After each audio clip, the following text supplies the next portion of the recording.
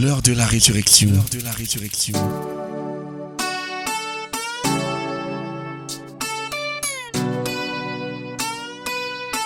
L'heure de la résurrection. L'heure de la résurrection.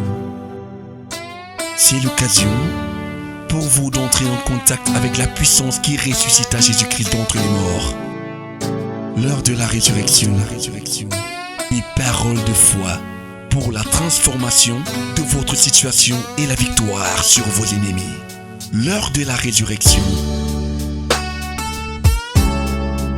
Pour vous servir, le révérend pasteur Asimba Roger de la congrégation baptiste camerounaise Paroisse Rema Center. L'heure de la résurrection. L'heure de la résurrection. L'heure de la résurrection. L'heure de la résurrection. La résurrection.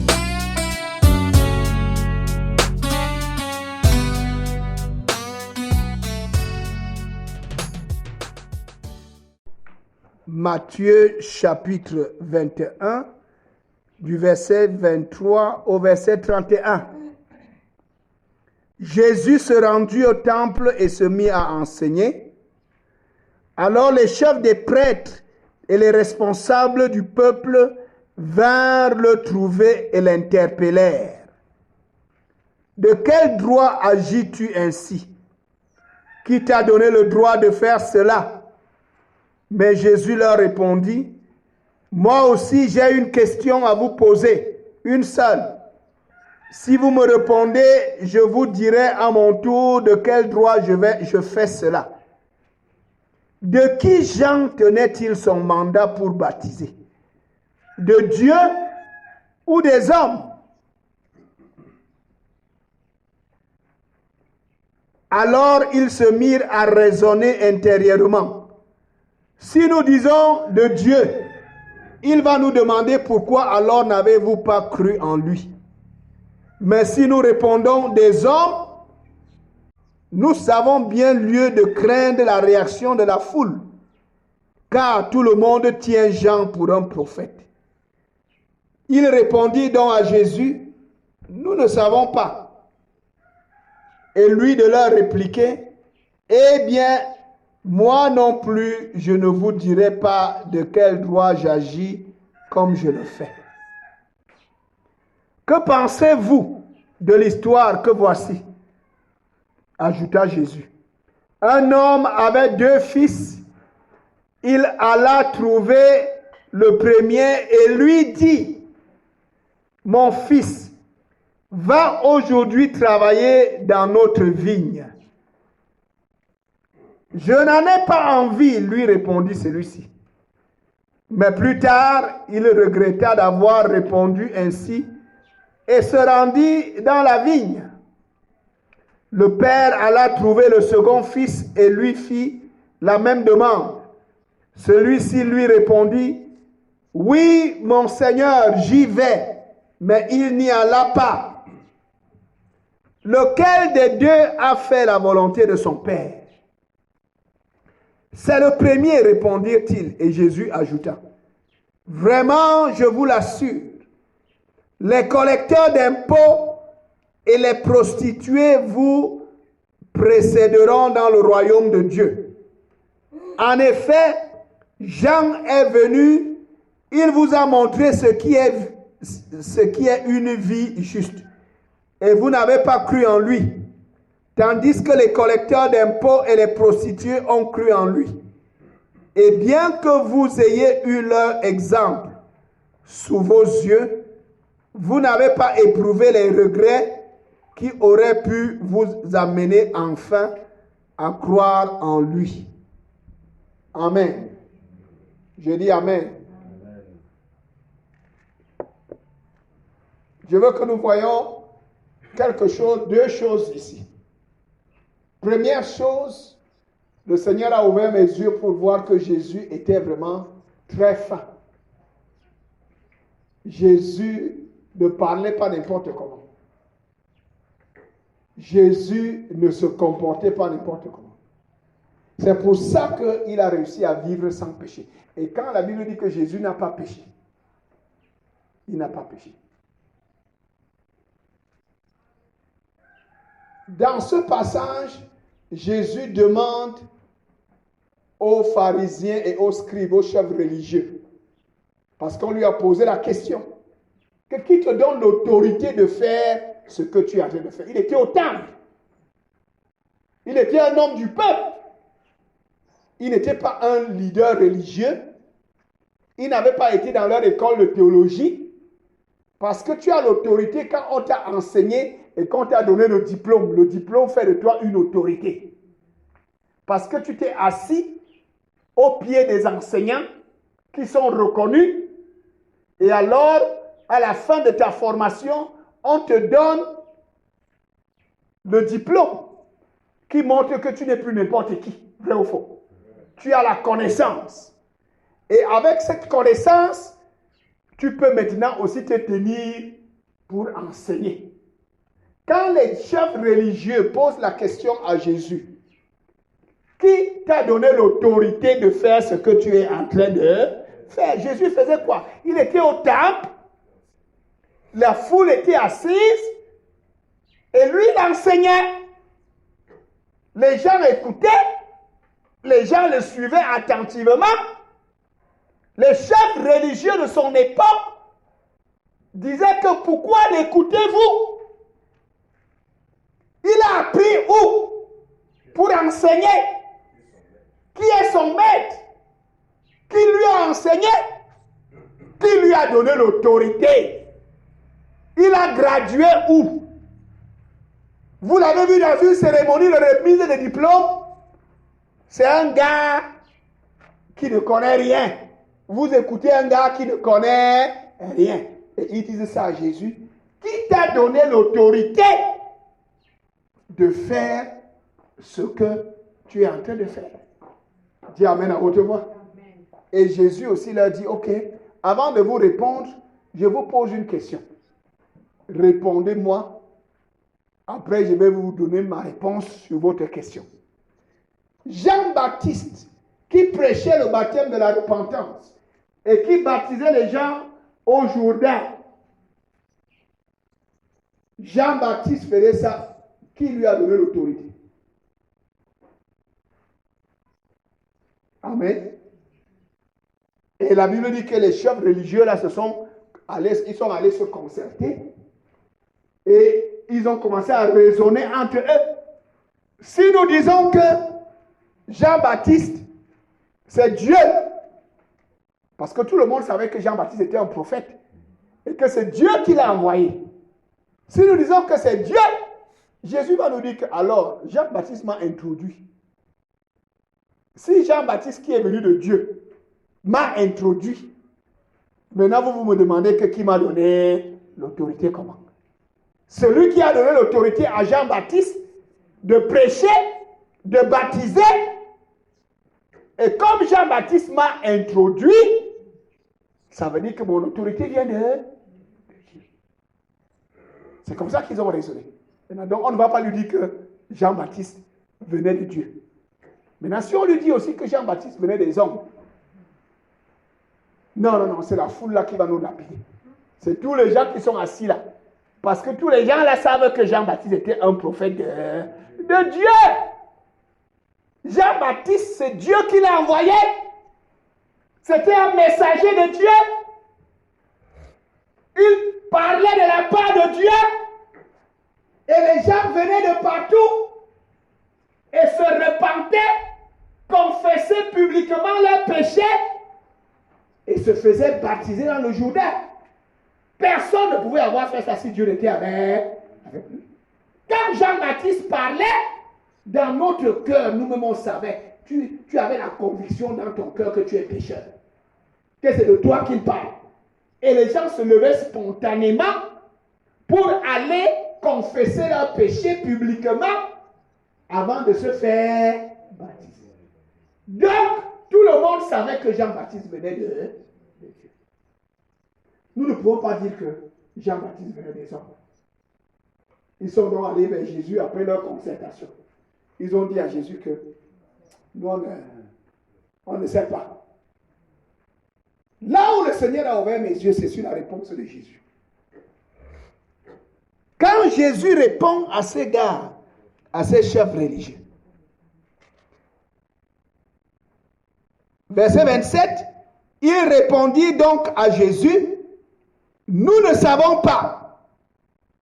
Et lui de leur répliquer, eh bien, moi non plus, je ne vous dirai pas de quel droit j'agis comme je le fais. Si c'est toi et moi, tu allais dire que moi aussi je ne sais pas. Parce que la question était, qui te donne l'autorité?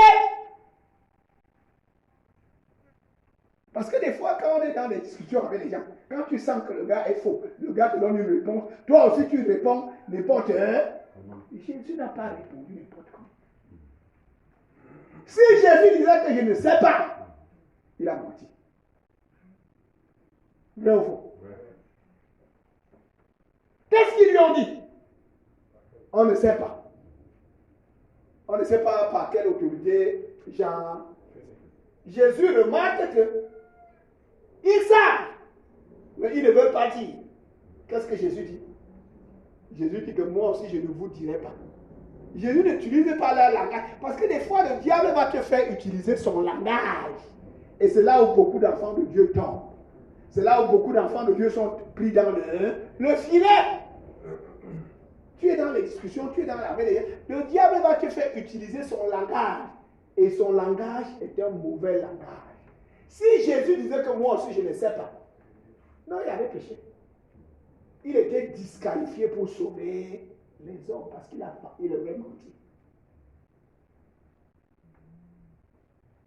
Il aurait menti parce qu'il sait d'où lui vient son autorité. Mais il voulait qu'eux-mêmes confessent d'où son autorité à lui, Jésus, venait.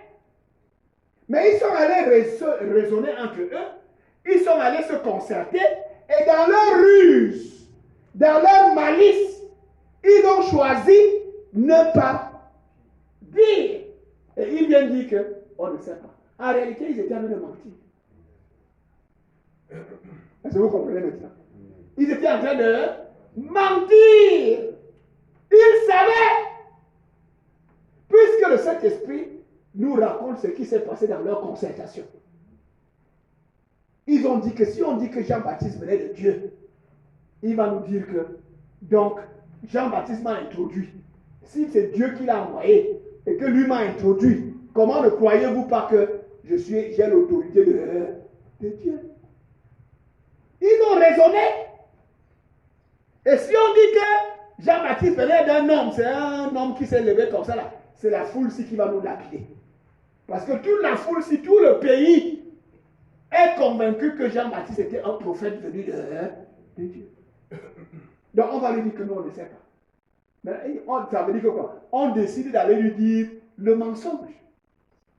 Au lieu de lui dire la vérité, au lieu de lui donner une réponse selon la vérité, on va lui dire qu'on ne sait pas. Et on ne sait pas là, c'est le mensonge. On ne sait pas là, c'est quoi? Dis ça, tu vois, c'est quoi? C'est le mensonge. Maintenant, là où beaucoup d'entre nous on tombe, c'est que quand quelqu'un commence à dire le mensonge, tu commences à mentir. Moi aussi, je ne sais pas.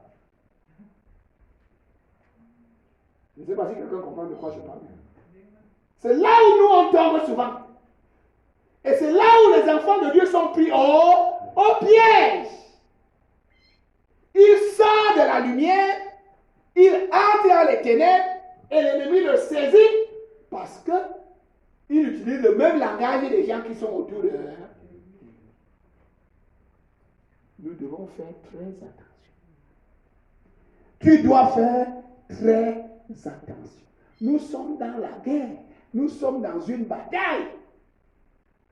Ce n'est pas parce que les autres font mal que toi aussi tu as l'autorisation de faire mal. Tu dois continuer à rester dans la lumière. Tu dois continuer à rendre témoignage de ton Dieu, de ton appartenance à Dieu, que tu es un enfant de lumière, tu es un enfant de la vérité, même si la situation est comment. Tu restes dans la lumière. C'est ça qui va te donner la victoire. C'est ça qui va te lever. C'est C'est ça qui va te distinguer. Jésus allait perdre sa qualité de sauveur s'il ne faisait pas attention. Parce que pour sauver l'humanité, maman, il fallait qu'il soit sans péché. Maintenant, regarde les situations dans lesquelles il est passé. Et il y en avait comme ça tous les jours. C'est pour vous montrer comment Jésus était concentré. C'est pour vous montrer comment Jésus était sérieux. Jésus n'était pas impliqué dans les choses n'importe comment. Parce que quoi? Il fallait préserver sa nature. Il fallait préserver son état. Parce que il savait que pour sauver l'humanité, il fallait rester pur. Il fallait avoir le cœur pur. Il fallait avoir les mains pures. Il fallait qu'il soit sans péché, sans tache. Un agneau sans défaut.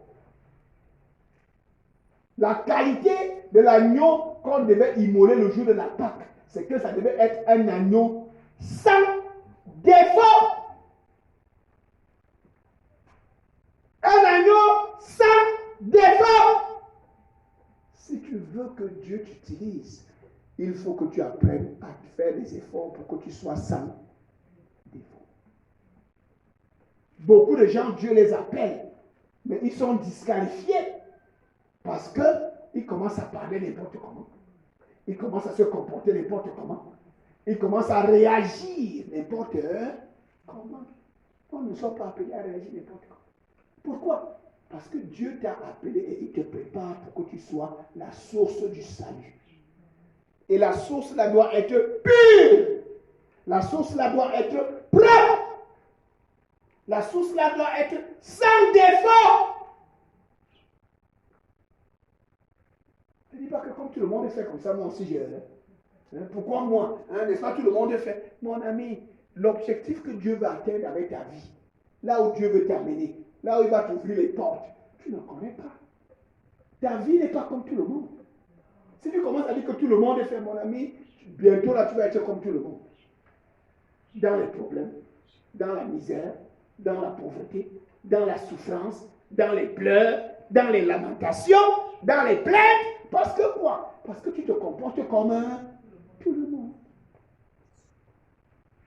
Si tu veux que le Seigneur te distingue, si tu veux que le Seigneur t'élève, si tu veux que le Seigneur accomplisse son plan pour ta vie, il faut que tu sois conscient que tu n'es pas comme les autres. Dis Amen à haute voix. Il dit Amen à haute voix. La Bible dit que c'est pour ça que lorsque Balaam, dans ses pratiques, regarde les enfants d'Israël, il est décrit. Il dit que c'est un peuple qui a sa demeure à part. Il ne considère pas qu'il est au milieu des autres nations. C'était une affaire de mentalité. Ils avaient la mentalité des vainqueurs. Ils avaient la mentalité des gens qui atteignent le but. Ils avaient la mentalité des gens qui atteignent les objectifs.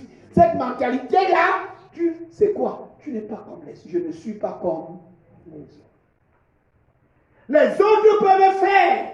Moi, je ne fais pas ça.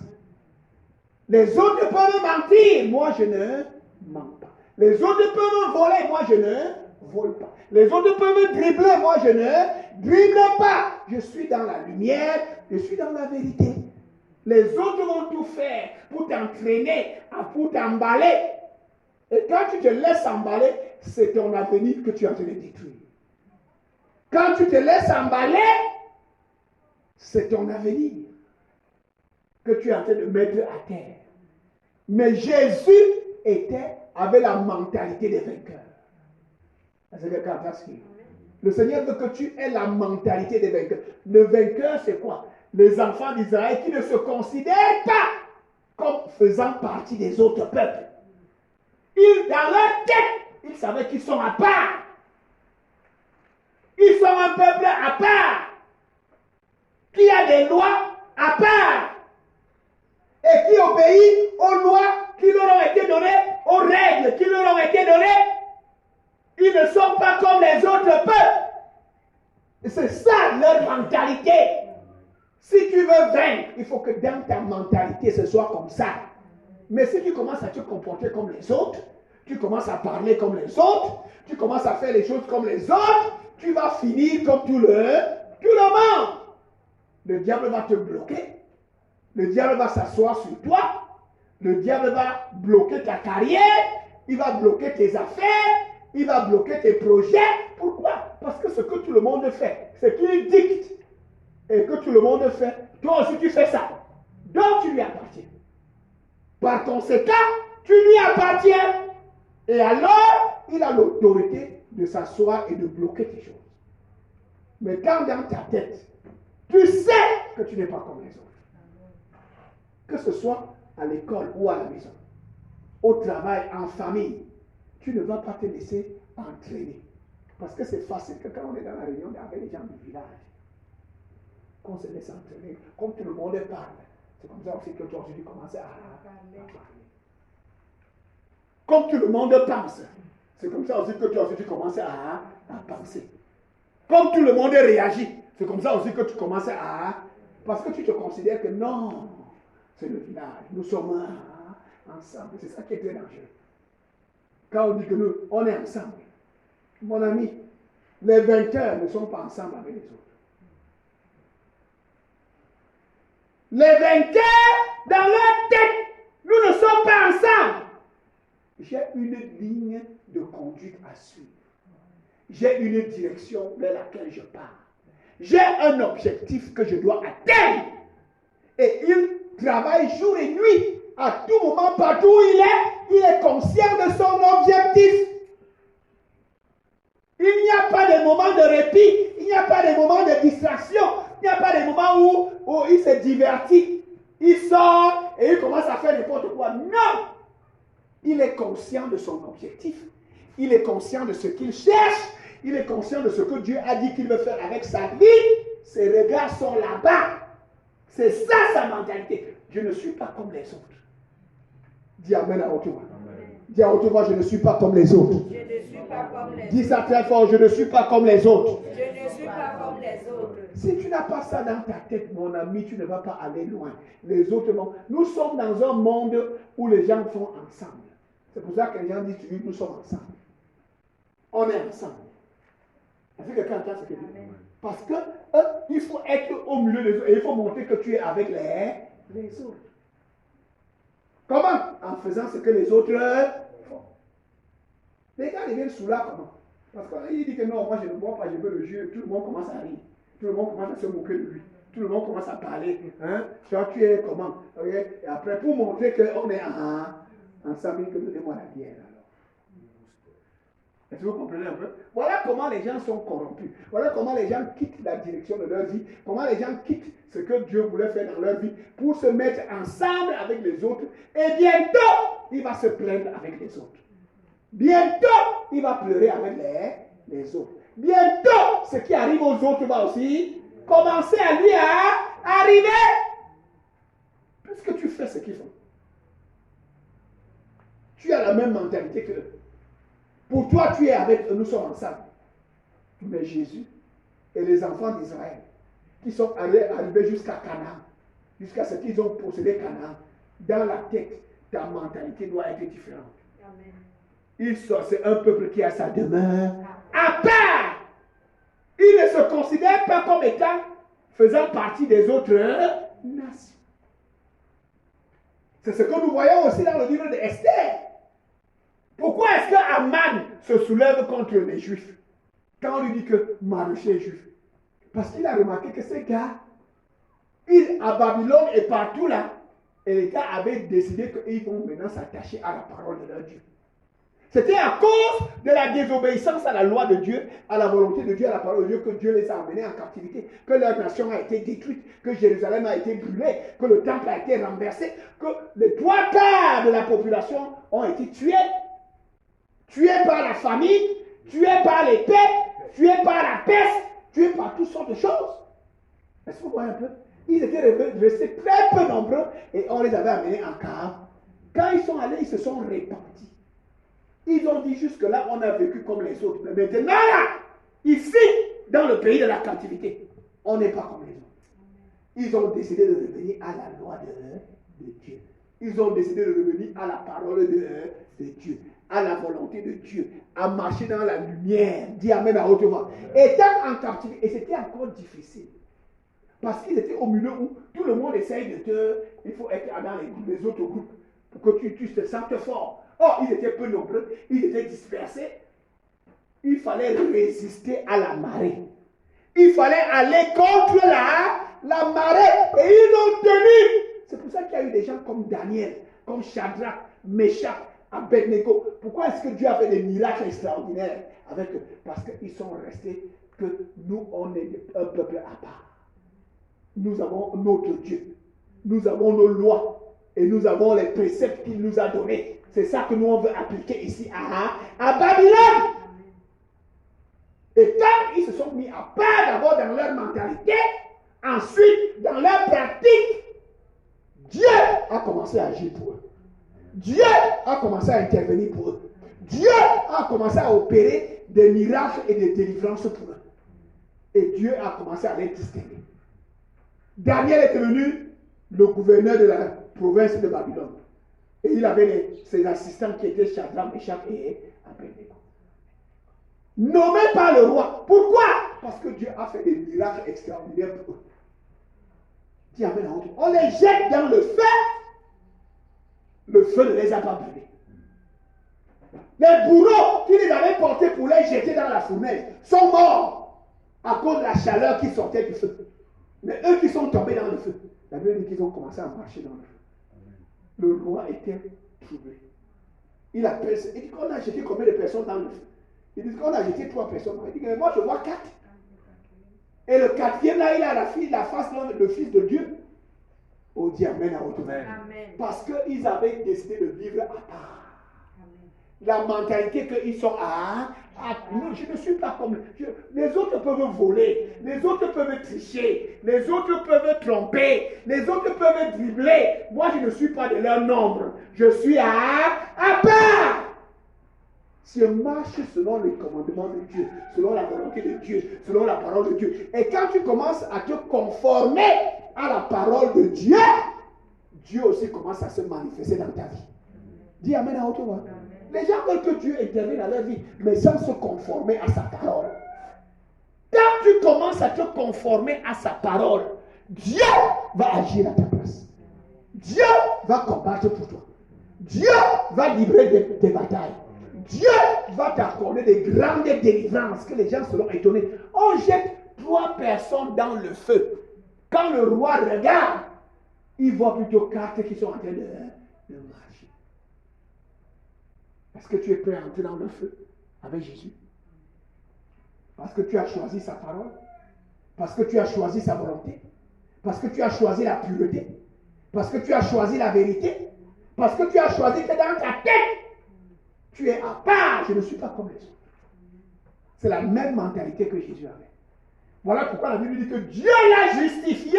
On l'a tué. 3 jours après Dieu, c'est Dieu qui l'a ressuscité. Oh, dis amen à haute voix. La Bible dit que cette résurrection-là, c'était pour le justifier aux yeux de tout le monde. Qu'il n'est pas comme tout le monde et moi je suis avec lui. Oh, dis amen à haute voix. Dieu a fait ce qu'on n'avait jamais vu. 3 jours après, il est ressuscité. Et plus de 500 personnes l'ont vu. Pendant les 40 jours. Plus de 500 personnes l'ont vu. Dieu l'a justifié devant ses ennemis. Dieu l'a justifié devant ses persécuteurs. Dieu l'a justifié devant ceux qui l'oppressaient. Dieu va te justifier. Oh, tu n'as pas entendu ce que je dis. Je dis que Dieu va te justifier. Amen. Comme tu as décidé de te mettre à part et que dans ta tête, tu ne te considères pas comme les autres. Oh, dis amen à haute voix. Tu sais que tu es à part, tu es lavé dans le sang de Jésus, tu es un enfant de Dieu, et partout là où tu es, tu gardes ton statut. Jésus a gardé son statut. C'est pour ça que les objectifs de Dieu pour sa vie ont été atteints.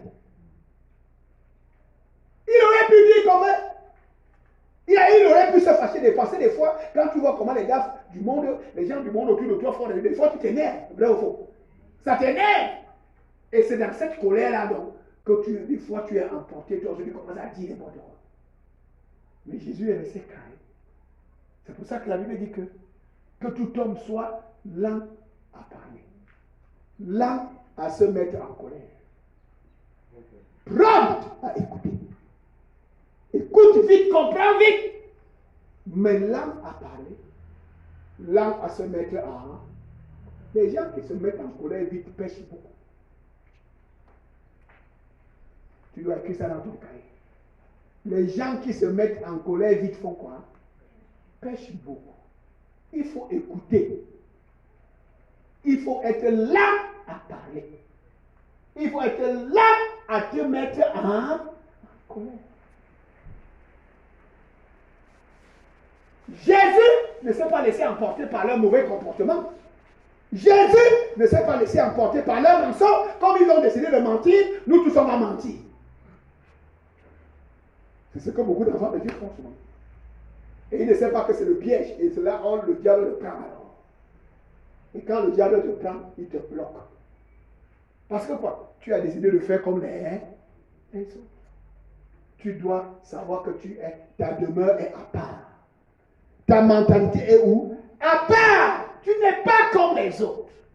Mon cher frère, tu n'es pas comme les autres. Ma sœur, tu n'es pas comme... Dieu a un objectif pour ta vie. Dieu a une élévation pour toi, une ascension pour toi, une distinction pour toi. Et pour que cela arrive, dans ta tête, ça doit être clair. Je ne suis pas comme les autres. La parole de Dieu doit habiter dans ton cœur pour la mettre en pratique et pour croire à ce que le Seigneur a dit. Dis amen à haute voix. Tu mets la parole de Dieu en pratique et tu crois à ses promesses. Oh, dis amen très fort. Amen. Tu crois que ma vie sera comme il a dit. Ce n'est pas ce que les gens disent qui va arriver dans ma vie.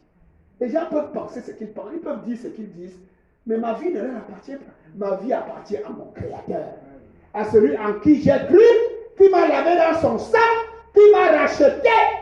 C'est lui qui a le dernier mot dans ma vie. Amen. C'est pour ça que je garde sa parole. C'est pourquoi David dit que je sais ta parole dans mon cœur, afin de ne pas pécher contre toi. Pourquoi? Parce que ma vie dépend de lui, pas des autres. Si Dieu est pour nous, qui sera contre nous? Et pour que Dieu soit pour toi, tu gardes sa parole. Tu es conscient de sa parole. Tu es conscient de son plan pour ta vie. Tu es conscient de son objectif pour ta vie. Tu ne parles pas n'importe comment. Tu ne te mets pas en colère n'importe comment. Tu ne réponds pas n'importe comment. Très important. Tu ne réponds pas n'importe comment. Tu ne parles pas n'importe comment. Que tout homme soit prompt à écouter. Que ton oreille soit débouchée pour comprendre vite. Là, à parler. Là, à se mettre en colère. C'est ça qui m'a marqué ici. Jésus répond. Il ne leur dit pas que moi aussi je ne sais pas. C'est comme ça que nous on se... Jésus leur dit que... Qu'est-ce que Jésus leur dit? Je ne vous dirai pas. Parce qu'en réalité, ce n'est pas qu'ils ne savent pas. C'est qu'ils ne veulent pas dire. Est-ce que vous voyez Jésus? Très fin. On ne l'a pas emporté. On ne l'a pas entraîné. Il a vu clair ce qui se passait. Ce n'est pas qu'ils ne savent pas. C'est qu'ils ne veulent pas dire. Et il ne répond pas comme ils répondent. Il répond selon la vérité. Moi aussi, je ne veux pas vous dire. Parce que ça veut dire que quoi? Comme vous ne voulez, en réalité, ce n'est pas que vous ne savez pas. La réalité, c'est que vous ne voulez pas dire. Vous ne voulez pas reconnaître.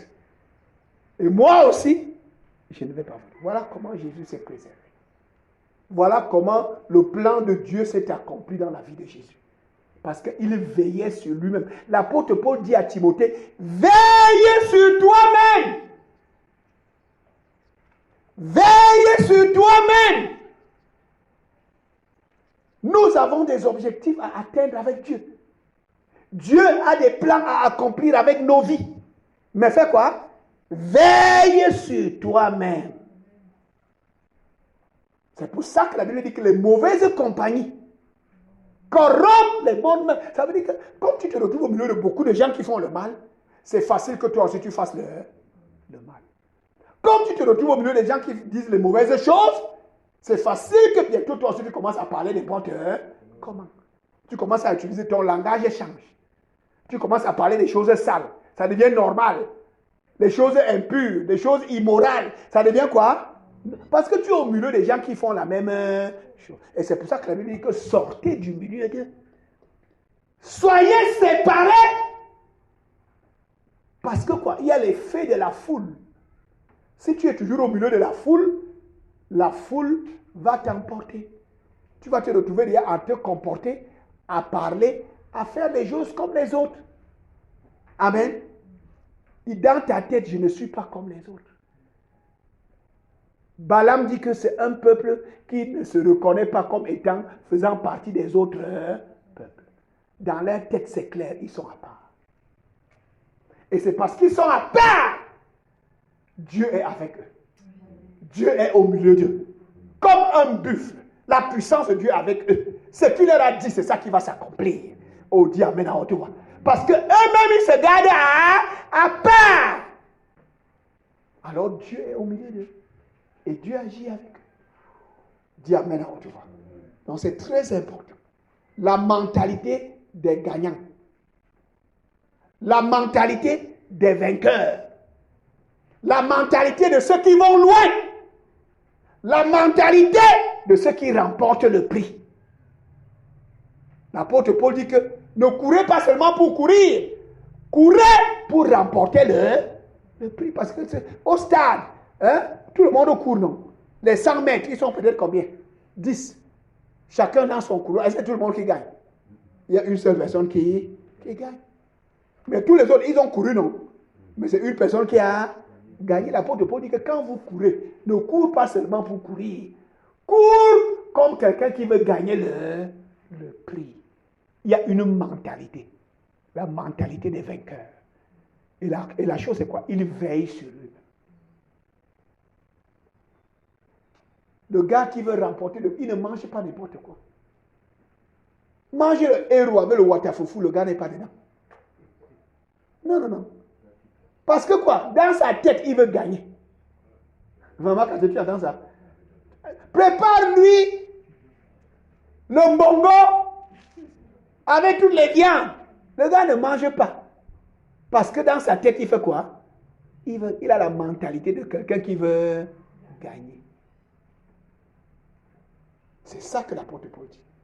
Courez comme des gens qui veulent gagner le prix. Et ils ont une certaine mentalité. Ils ne font pas n'importe comment. Tu ne vas pas le voir dans les boîtes de nuit en train de casser les champagnes, boire jusqu'au matin. Non, ce n'est pas. Non, il a la mentalité de quelqu'un qui veut gagner. Il a une discipline de vie. Il a une hygiène de vie. Pourquoi? Parce qu'il veut remporter le prix.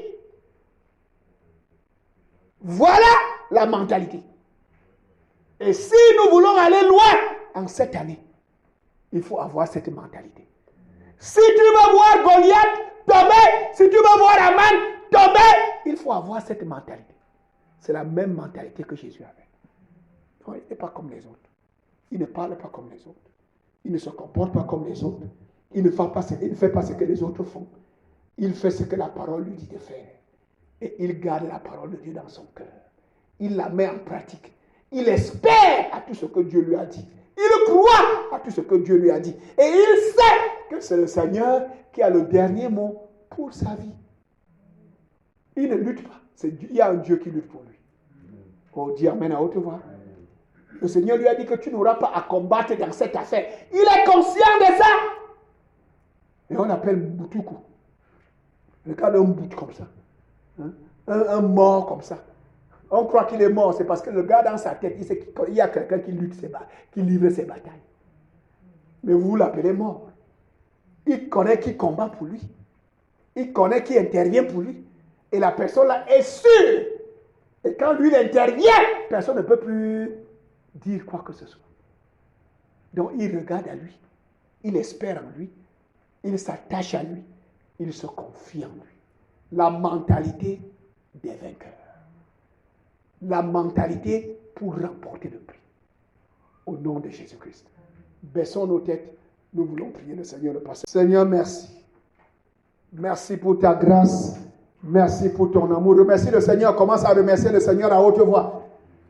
Seigneur, merci pour ta fidélité. Merci parce que tu nous donnes cette mentalité. Merci parce que tu nous donnes de sortir de la foule. Tu nous donnes de sortir, Seigneur, de ce qui peut nous emporter à faire des choses qui ne te glorifient pas. Seigneur, merci.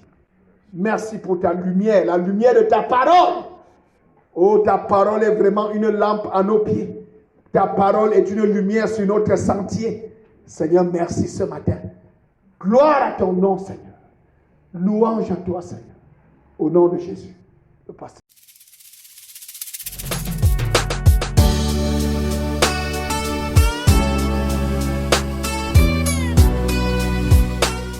C'était l'heure de la résurrection, présentée par le pasteur Asimba Roger de la congrégation baptiste camerounaise, Rema Center.